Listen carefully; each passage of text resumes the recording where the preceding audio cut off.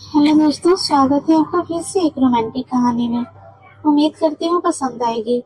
जब भी मैं अपने ससुराल जाता था तो मेरी सास मुझे देखकर थोड़ी थोड़ी हंसती थी। उसकी हंसी आम नहीं थी। ऐसा लगता था जैसे वह मेरे साथ कुछ करना चाहती हो।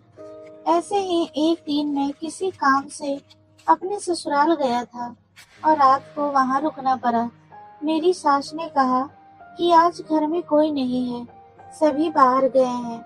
मेरी थोड़ी तबीयत खराब थी तो मैं नहीं जा पाई। जब मेरी सास मुझे चाय पकड़ा रही थी तो उन्होंने शायद जानबूझकर अपना पल्लू नीचे गिरा दिया। उस वक्त मुझे सारा नजारा नजर आ रहा था। और फिर दोस्तों, मेरा नाम अमित है और मैं मिडिल क्लास फैमिली से बिलोंग करता हूँ। मेरे पापा दुकानदार हैं। वह हमारे घर के बाहर ही अपनी एक छोटी सी दुकान चलाते हैं और मैं अपनी पढ़ाई कर रहा हूँ। वैसे तो मेरा भी पढ़ाई में बिल्कुल मन नहीं लगता, पर पापा के डर से पढ़ाई कर लेता हूँ। बचपन से ही मेरी एक अजीब आदत है कि मैं अपने से दुगनी उम्र की औरतों के बड़े ही प्यार से देखता था। मेरा उनसे काफी लगाव रहता था। हमारे गांव में जितनी भी बड़ी औरतें या भाभी थी, मैं उनके साथ वही कल्पना करता था। जब मैं 25 साल का हुआ तो मेरे पापा ने मेरी शादी करवा दी थी। शादी जल्दी करवाने की वजह से मेरी हरकतें थी जो काफी चर्चित हो चुकी थी।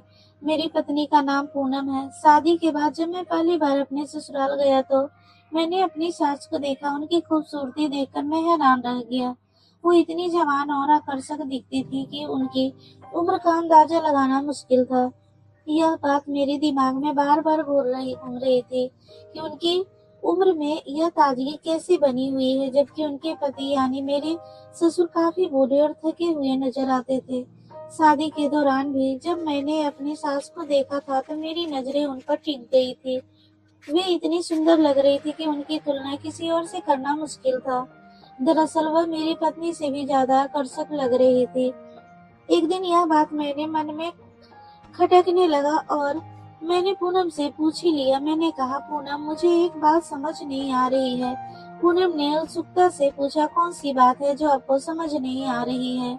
मैंने थोड़ा झिझकते हुए कहा, तुम्हारी मम्मी अब भी इतनी जवान और खूबसूरत लगती हैं, जबकि तुम्हारे पापा उनके तुलना में काफी बूढ़े हो चुके हैं।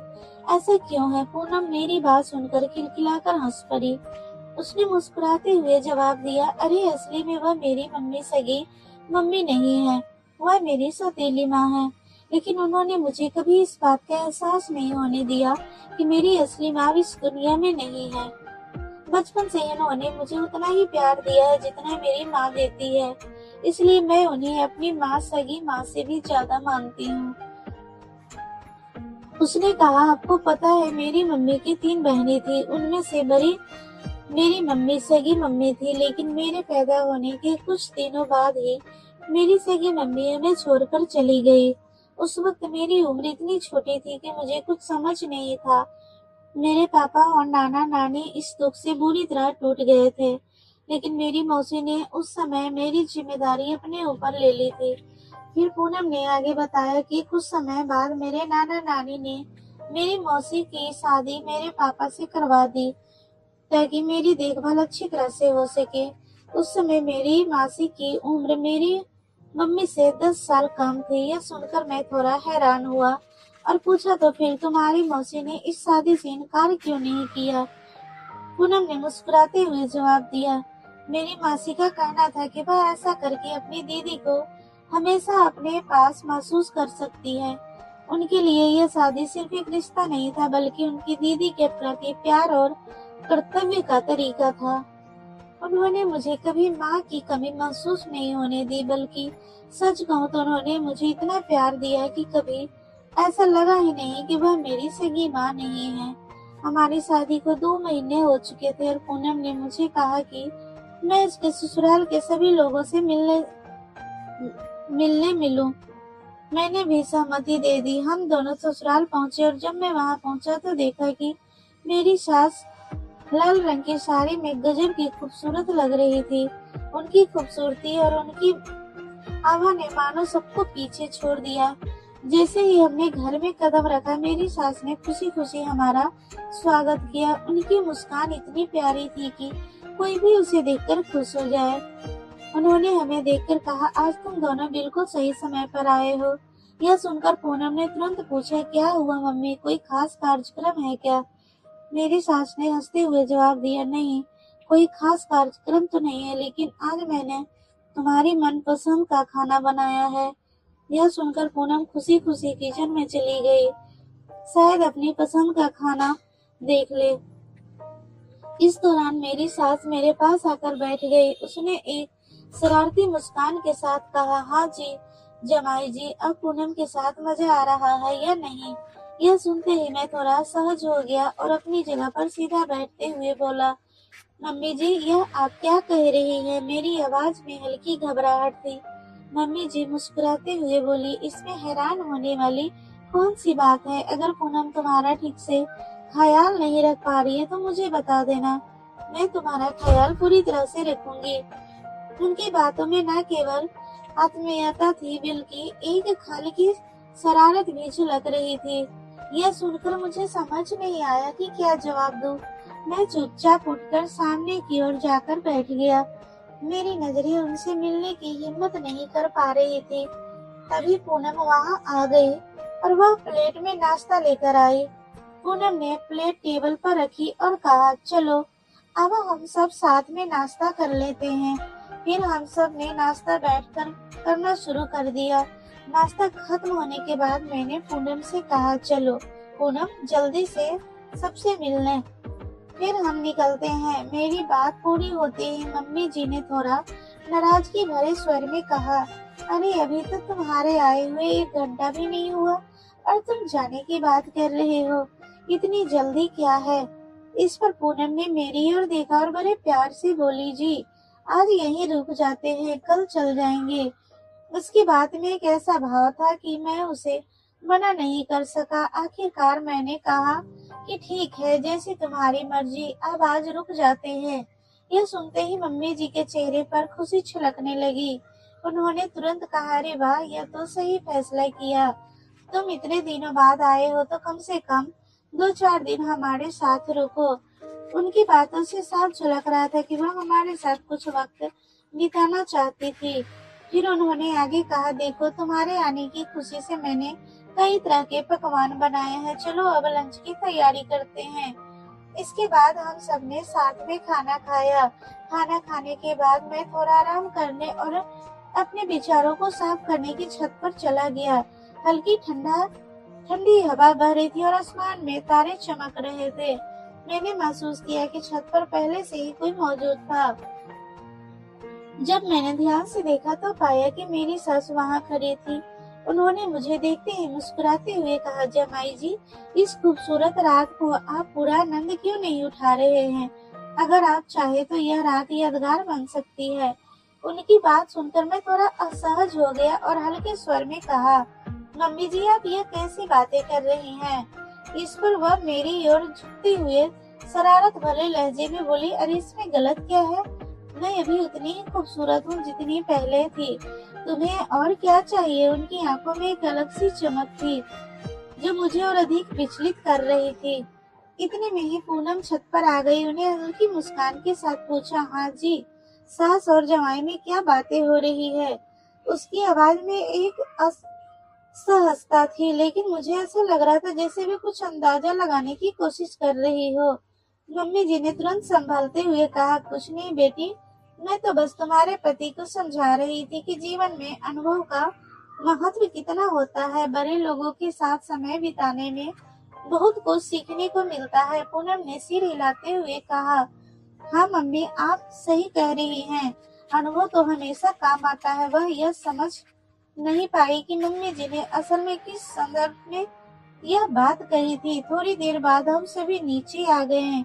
मम्मी जी ने सुझाव दिया, आज की रात अब हम सब यही हॉल में सो जाते हैं, यहाँ कूलर भी है और गर्मी भी नहीं लगेगी।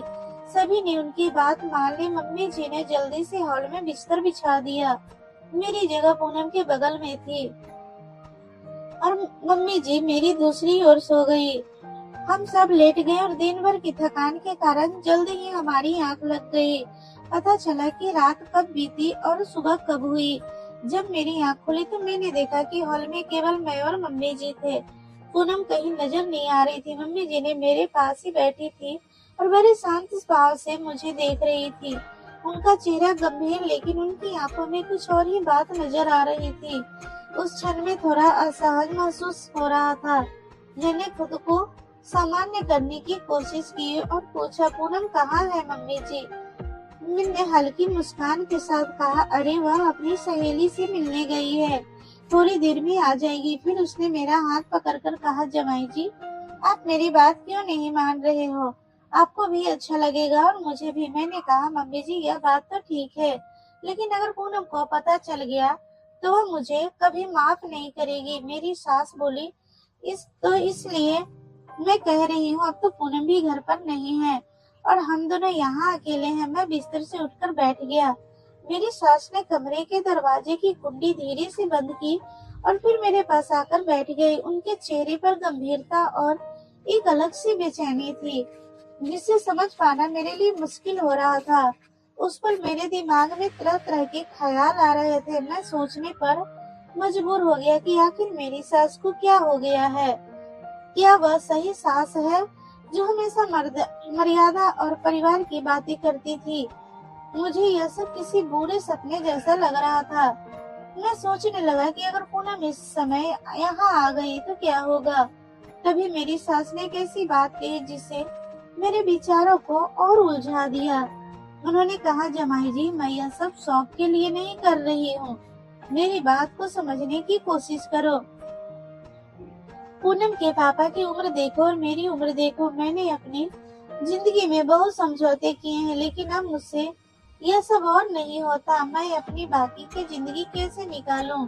मुझे किसी और पर भरोसा नहीं है, मुझे बस तुम पर ही भरोसा है। उनकी बात सुनकर मैं अंदर से हिल गया। उनकी आंखों में एक अजीब सा दर्द और बेबसी था। उन्होंने मेरी ओर देखा और कहा, मैं तुझे बहुत दुआएं दूंगी, मेरी उम्मीदों पर पानी मत फेरना। मेरी अपनी पूरी जिंदगी दूसरों के लिए कुर्बान की है, अब मुझे बस थोड़ा सा सहारा चाहिए। उनकी बातों में एक अजीब सा कड़वा सच था। उन्होंने आगे कहा, देखो मैंने उम्र में बड़े व्यक्ति से शादी की, उस समय मुझे यह सब समझ नहीं आया, लेकिन अब पछतावा होता है। मैंने अपनी जवानी को दूसरे के लिए गंवा दिया, लेकिन अब मैं अकेलापन में नहीं रह सकती। उनकी बात सुनकर मुझे उन पर तरस आने लगा। उनके शब्दों में मेरे मन को झंझोर कर रख दिया।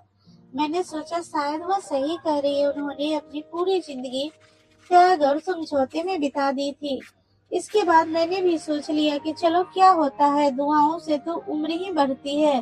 और क्या पता मेरी सास अंदर से कितनी दुखी हो, तो परेशान हो, जो मुझसे इतनी मित्रते कर रही हैं। इसके बाद जैसे उसने मुझसे कहा था, मैंने उनकी बात मान ली। मैंने सास को वह सुख दिया जो वह चाहती थी। मैंने उनकी तमन्ना पूरी कर दी, उनकी तरफ को मिटा दिया।